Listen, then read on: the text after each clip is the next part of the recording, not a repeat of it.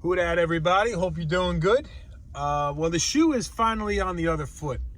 All those years we were spoiled by having Sean Payton at the helm, and he always was cryptic as far as you never knew exactly what his injury report actually meant, or you never knew exactly what he was going to throw at an opposing defense, and it was a blast, like he was super cryptic. He didn't really tip his hand.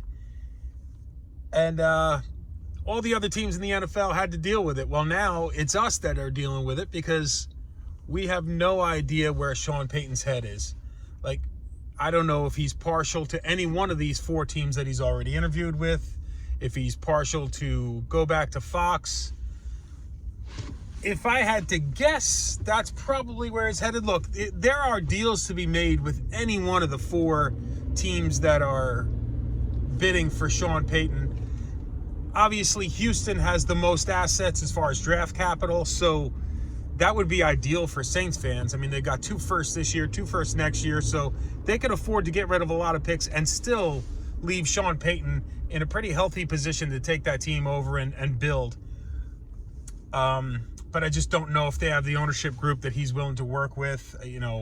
Arizona's got that number 3 pick that they're not going to part with, so again, it would be a combination of maybe a second this year, a first next year, and regardless, everyone's got enough draft capital that you can be creative and work something out. But the longer this goes on, maybe it's the pessimist in me, but I really feel like this is headed where Sean Payton's going to go back to Fox for a year, and then wherever he goes, he's not going to have to give up any draft capital. He's going to have all of his picks, and he can just hit the ground running.